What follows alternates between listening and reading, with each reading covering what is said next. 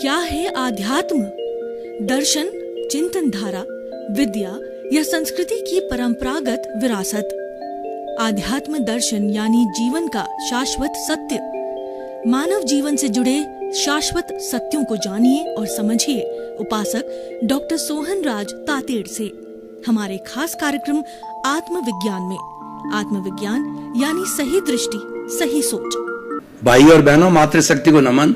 Studio में आपका हार्दिक स्वागत है, अभिनंदन है, सत्कार है। आत्मविज्ञान साइंस ऑफ द सोल कार्यक्रम के अंतर्गत हम आपको सही दृष्टि, सही सोच, राइट विजन, राइट थिंकिंग के तहत जो आपकी नकारात्मक सोच है, जो आप गलत सोच रहे हैं, जो आपके अविधायक भाव है, जो आपकी रॉन्ग बिलीफ है, जो आपका अज्ञान है, उसको हम दूर करते हैं। अज्ञान एक अंधेरा है, उसको हम दीपक जलाकर उसको हम ज्ञान दे करके दूर करते हैं। दृष्टि विज्ञान, ये आत्मविज्ञान दृष्टि विज्ञान का कार्यक्रम है। ये ज्ञान देने वाला कार्यक्रम है। सच्चा ज्ञान देता है, आत्मा का ज्ञान देता है, यूनिवर्सल ट्रुथ बताता है, सार्वभौम सत्य बताता है, सनातन सत्य बताता है। उसकी निष्पत्ति है कि आपको शाश्वत सुख की प्राप्ति होती है। ये सारा कार्य हम अलग अलग इससे रिलेटेड, इससे सपोर्टिंग एपिसोड्स के माध्यम से करते हैं। तो आज हम बहुत सुंदर एपिसोड लेकर के आपके सामने प्रस्तुत हो रहे हैं। आज का हमारा विषय है हर आत्मा में परमात्मा का वास है। भाई और बहनों, बहुत ही सुंदर विषय, ये निष्कर्ष का विषय है। देखिए, आत्मा सो परमात्मा, आत्मा ही परमात्मा बनती है। आत्मा का शुद्ध स्वरूप है, वही आत्मा है। तो हम इस आत्मा की 3 अवस्थाओं को जानेंगे। उस अवस्थाओं को जानेंगे, उस अवस्थाओं को कैसे प्राप्त करें, उस अवस्थाओं में क्या होता है। जब हम प्राप्त करेंगे, जब इस चीज को हम अच्छी तरह से सुनेंगे, तो हमको मालूम पड़ जाएगा कि इसी आत्मा में परमात्मा का वास है। तो पहला जो आत्मा की अवस्था है वो जीवात्मा है। जीवात्मा होता है वह अज्ञानी होता है और वह स्वार्थ की भावना से प्रेरित होता है। वो विषयानंद होता है। वो अज्ञानी होने के कारण अज्ञान का वेल्डिंग पड़ा हुआ होता है उसके ऊपर। तो वह मैं और मेरा के दायरे से बाहर नहीं जाता। वह स्वार्थ का चिंतन करता है। मैंने पिया, मेरे बैल ने पिया, कुआं डहे तो डहे। अपने स्वार्थ के अलावा उसको कुछ नहीं दिखता है। वो सेल्फ सेंटर्ड है, हर चीज में अपना स्वार्थ निकालता है और हर सोच में उसका स्वयं का स्वार्थ का नजरिया होता है। तो ऐसा व्यक्ति क्या करता है? हम उसको हर पहलू से ढूंढेंगे कि इसका व्यक्ति मैं और मेरा पर आश्रित होता है। मेरा घर, मेरा मकान, मेरे बाल बच्चे, मेरा परिवार, मेरा धन, मेरा दौलत, मेरी पद, मेरी प्रतिष्ठा और मेरी इतनी शोहरत, मैंने इतनी पुस्तकें लिखी, मैं इतना बड़ा विद्वान, मैं भारत का राष्ट्रपति, मैं भारत का प्रधानमंत्री, मैं अमुक अमुक जो है, वह जो प्रोविंस का जो है वो मुख्यमंत्री। ऐसा ऐसा चिंतन उसका चलता रहता है। ये मैं और मेरा रियल मैं में नहीं जाता है, रिलेटिव की मैं करता है, कर्ता भाव रखता है मैं का। मैंने किया, ये मकान मैंने बनाया, बच्चे का पालन पोषण मैं करता हूँ, बच्चों को पांव पर खड़ा मैं करता हूँ और ये जो रचनाएं करता हूँ मैं करता हूँ। ये करने वाला सोहन राज है। ये कर्ता भाव और साथ साथ के अंदर ये कर्ता भाव डूअरशिप है और साथ साथ के अंदर ऑनरशिप भी रखता है। ऑनरशिप कैसे?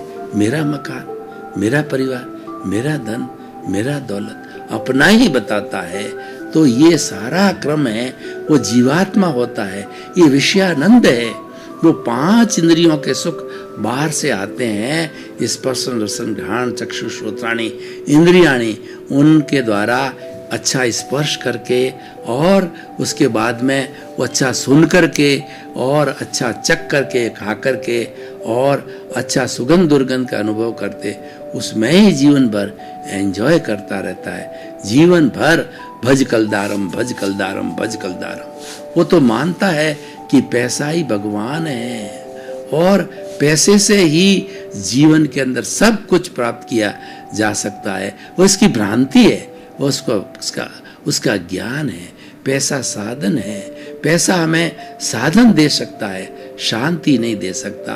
पैसा हमें बाहरी सुख दे सकता है, परमानेंट सुख नहीं दे सकता। पैसा हमें बिस्तर दे सकता है, नींद नहीं दे सकता। तो स्वाभाविक चीजें पैसे के हाथ में नहीं है। हम इस बात को नहीं नकारते हैं। कोई मेरे से पूछे तो मैं तो कहूँगा कि आज इस दुनिया कोई भगवान है तो पैसा है, लेकिन सब कुछ होते हुए भी पैसा सब कुछ नहीं है। पैसा कुछ जरूर है, तो हम उसको नकारते नहीं हैं। लेकिन जो जीवात्मा है वो पैसे को ही भगवान मानता है, पैसे को ही सब कुछ मानता है, और ये मानता है कि मैं तो पैसे से भी भगवान को खरीद सकता हूँ, ये जीवात्मा। अब क्या होता है, देखिए, ये सब मनुष्य जीवन में होता है, ये सारी बातें मनुष्य ही करता है। अब देखिए, मनुष्य का भाग्योदय होता है, पुण्योदय होता है, तो उसको जो है ज्ञानी पुरुष मिलते हैं, उसको सद्गुरु मिलते हैं। जैसे स्वामी जो है दयानंद स्वामी विवेकानंद जी को जो है वो रामकृष्ण परमहंस के रूप के अंदर सद्गुरु मिले, उसके पुण्योदय से हर एक को मिलता है, या ढूंढना पड़ता है। अगर पुण्योदय हो तो मिल जाता है, लेकिन हम पुरुषार्थ करते हैं, ढूंढते हैं तो भी मिल जाता है। तो एक तो होता है आदमी की अर्जित योग्यता होती है, और एक नैसर्गिक होती है। अर्जित योग्यता के अंदर व्यक्ति को पुरुषार्थ करना पड़ता है, और नैसर्गिक के अंदर वह जन्म के साथ होती है, वह उदय के साथ आती है। उसके अंदर व्यक्ति को पुरुषार्थ करने की जरूरत नहीं होती है। तो ऐसा हमें सद्गुरु मिल जाए, ऐसा हमें ज्ञानी की कृपा हमारे पर बरस जाए, तो ज्ञानी पुरुष होता है, वह जो है एक बहुत बड़ा योगी होता है। वो मैं और मेरे का कनेक्शन काटना जानता है, शल्य चिकित्सा करना जानता है। तो हमारा जो राग द्वेष है कर्म बंधन का कारण, जो डूअरशिप है, ऑनरशिप है, उन सब की शल्य चिकित्सा करके और राग द्वेष के विष की थैली को फेंक देता है, क्योंकि वह राग द्वेष को जन्म देता है। विष की थैली चली गई तो फिर नया राग द्वेष पैदा नहीं होता है, क्योंकि राग द्वेष पैदा करने वाला ही वो विष की थैली होता है। मैं आपको उदाहरण देना चाहता हूँ कि मान लीजिए हमारे बड़ा फोड़ा हो गया, उस फोड़े के अंदर शल्य चिकित्सा करके और सारा मवाद बाहर निकाल दिया। पस के बालने के बाद फिर मैं बेंडेडिन वगैरह कुछ ऐसी दवाएं लगा करके 4-5 पट्टी करके, और हमने हाथ से दबाया कि बिल्कुल दर्द नहीं होता। इसका मतलब एक भी परमाणु उसमें पस का नहीं है, और कहीं पे हल्का सा भी दर्द हुआ, इसका मतलब ये है पस के परमाणु मौजूद है, और वह पस के परमाणु फैल करके पुनः फोड़ा बना सकते हैं। उसी तरीके से जो हमारा ज्ञानी पुरुष है, सद्गुरु है हमारा, और हमारा पुण्योदय है, हमारे पर उसकी कृपा है, तो वो क्या है कि वो एक एक परमाणु फेंक देता, नए कर्मों का बंधन नहीं होता। लेकिन जन्म जन्मांतर से हमारे बर्फ की सीला की तरह जो कार्बन शरीर जमा हुआ है, उसको फेंकना वो ज्ञानी पुरुष के बस की बात नहीं है। वो तो आपने अर्जन किया है, वो व्यवहार है, आपको भुगतना ही पड़ेगा। होने वाला है भविष्य का जो उसके हाथ में है, वो तो हमारा सद्गुरु कर देता है, उसको अलग कर देता है। कैसे करता है, मैं आपको उदाहरण देना चाहता हूँ कि ये जितने कालबेलिए होते हैं, वे पुण्य के आधार पर जो है बड़े बड़े नागों को नचाते हैं।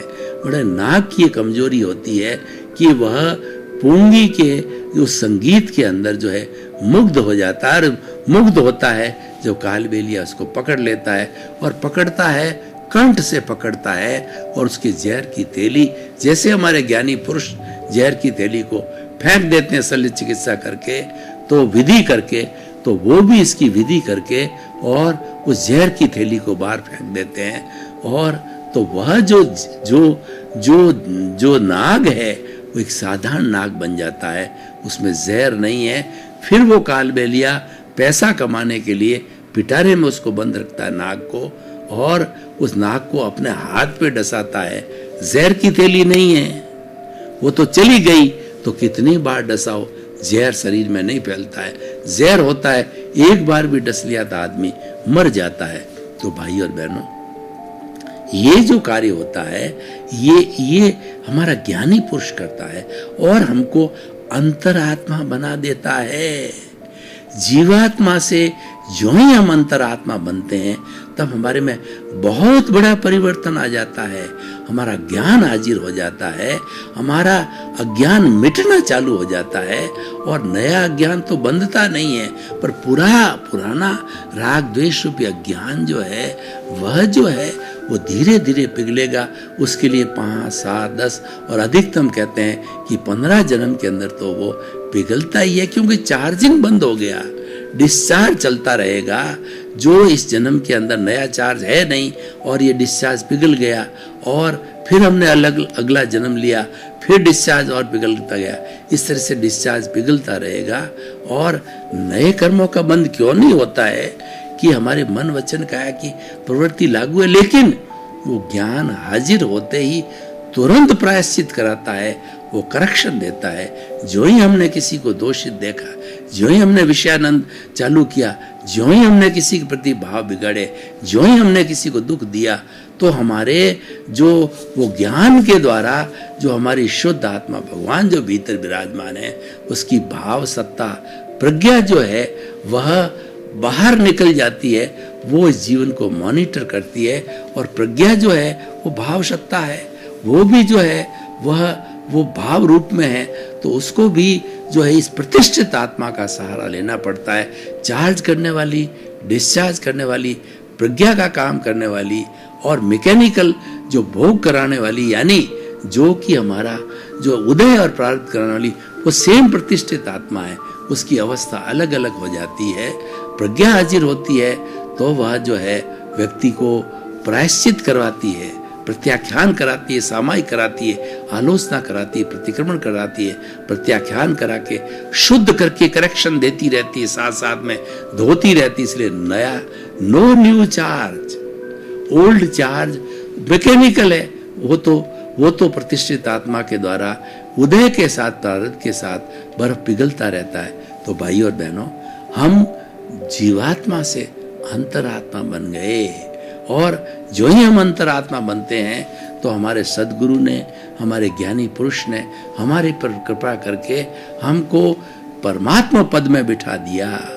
उस पद की हमको प्रतीति करा दी 100% कि 24 आवर्स याद रखो कि मैं तो शुद्ध आत्मा हूँ, मैं तो ज्ञाता हूँ, मैं तो दृष्टा हूँ, मैं तो जानने वाला हूँ, मैं तो देखने वाला हूँ, मेरे गुण हैं, अनंत ज्ञान वाला हूँ, अनंत दर्शन वाला हूँ, अनंत शक्ति वाला हूँ, अनंत सुख का धाम हूँ, मन वचन काया से मुक्त, ऐसा मैं शुद्ध आत्मा हूँ। यानी शुद्ध आत्मा की भजना करो, शुद्ध आत्मा की माला फेरो, स्वभाव में रमण करो।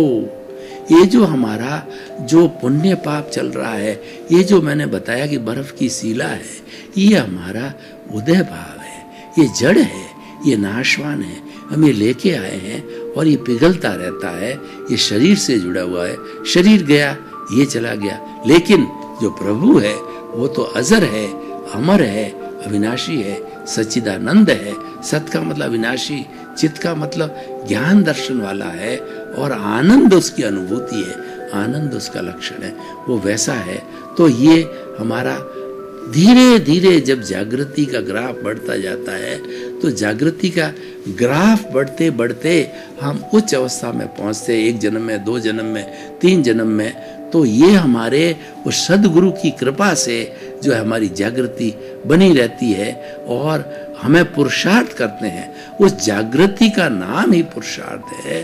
तो हमारा रियल पुरुषार्थ है। जो कुल धर्म है वो रिलेटिव पुरुषार्थ है, आत्म धर्म है वो रियल पुरुष। दोनों अच्छे हैं, दोनों अलग अलग मार्ग है।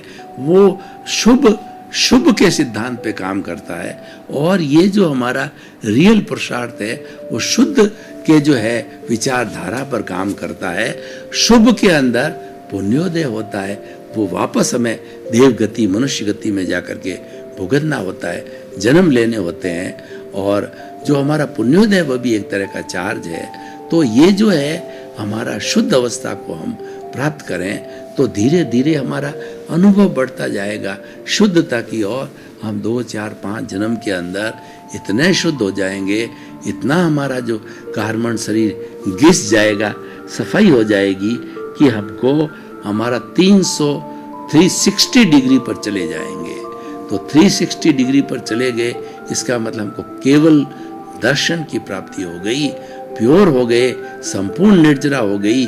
और उस संपूर्ण भगवान ने 2 तरह के धर्म बताए, एक तो संवर धर्म और एक निर्जरा धर्म।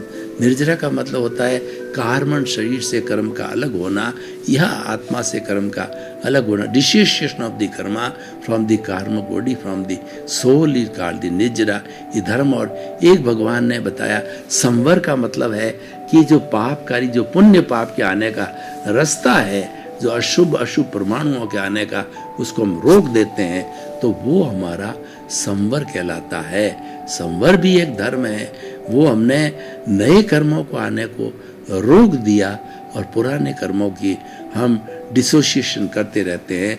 तो संवर सबसे बड़ा क्या है कि हे मेरे भीतर विराजमान शुद्ध आत्मा भगवान, मुझे ऐसी शक्ति दो, जागृति दो कि प्राणी मात्र को मैं दुख ना दूं, और किसी के प्रति बुरा भाव आवे या किसी को दोषी देखूं तो दोष मेरा ही है, ऐसा मुझे सही चिंतन करने की शक्ति दो, जागृति दो।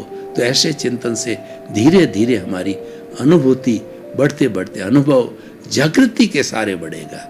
जागृति पुरुषार्थ है, जागृति हमारा रियल पुरुषार्थ है। और कुल धर्म है तो रिलेटिव पुरुषार्थ है, शुभ की बात है वो रिलेटिव पुरुषार्थ है, शुद्ध की बात है वो रियल पुरुषार्थ है। तो ये बढ़ते बढ़ते हमारा जो अनुभव का ग्राफ 100% हो जाएगा।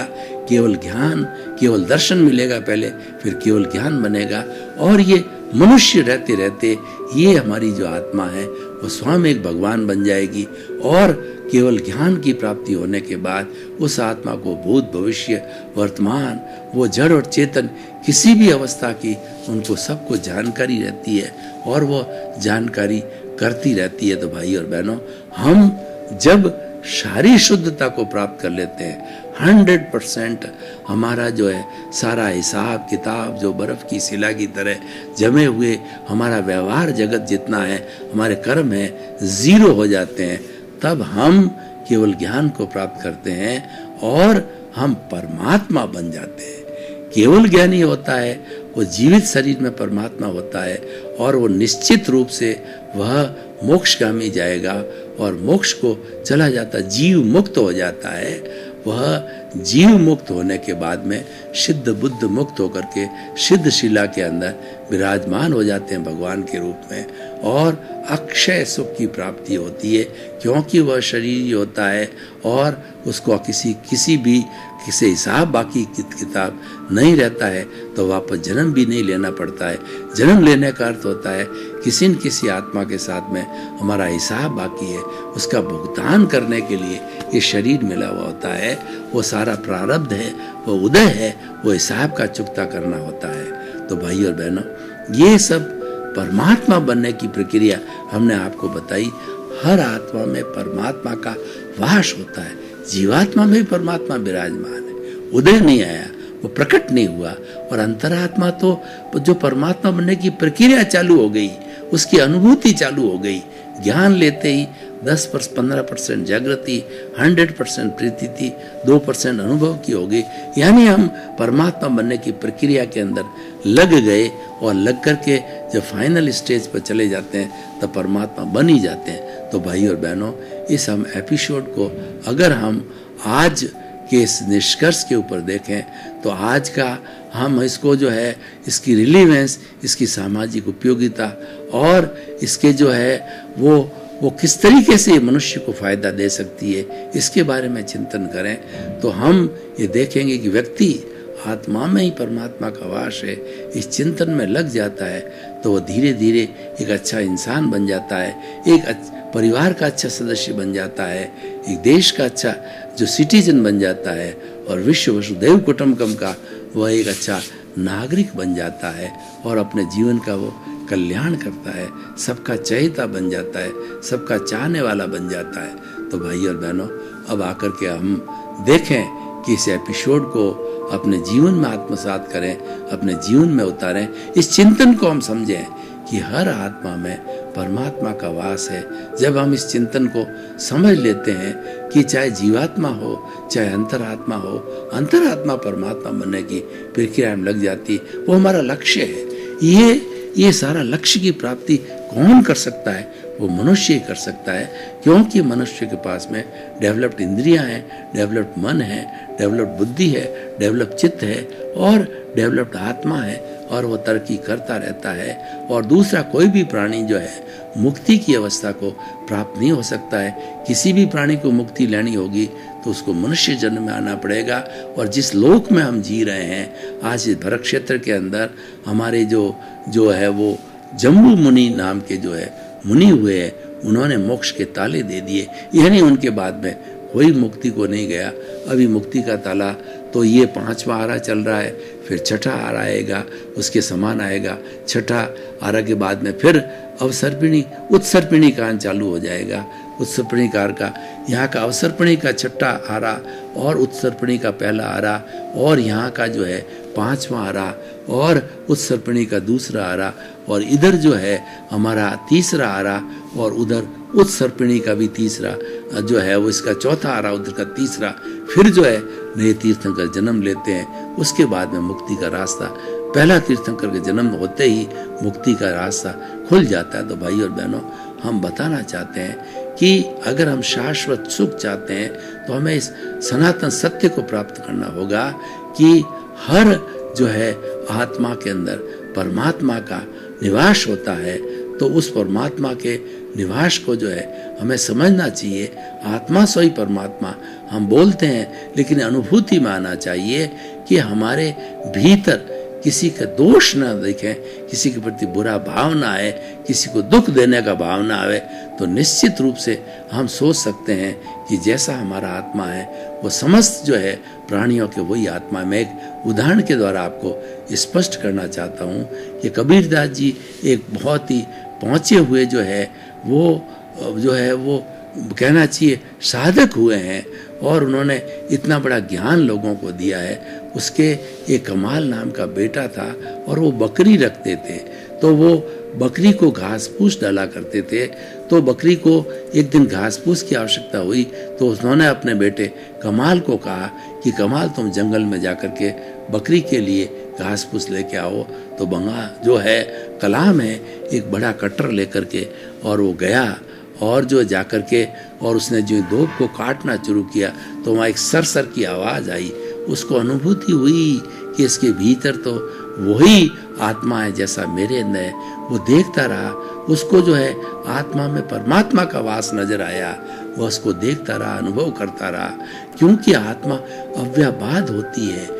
भाई और बहनों, आपका बहुत बहुत धन्यवाद। आप हमारा आत्मविज्ञान कार्यक्रम बराबर देखते रहिए। आत्मविज्ञान कार्यक्रम के अंदर परिवर्तन के सूत्र मिलते हैं, आपके जीवन को बदलने का सूत्र मिलता है, क्योंकि दृष्टि विज्ञान है। जैसी दृष्टि वैसी सृष्टि के सिद्धांत पर कार्य करता है। इसी क्रम में आपके प्रति मंगल भावना, शुभकामना, आपका जीवन आनंदमय हो, मंगलमय हो। क्या है आध्यात्म? दर्शन, चिंतन धारा, विद्या या संस्कृति की परंपरागत विरासत। आध्यात्म दर्शन यानी जीवन का शाश्वत सत्य। मानव जीवन से जुड़े शाश्वत सत्यों को जानिए और समझिए उपासक डॉक्टर सोहन राज तातेड़ से हमारे खास कार्यक्रम आत्मविज्ञान में। आत्मविज्ञान यानी सही दृष्टि, सही सोच।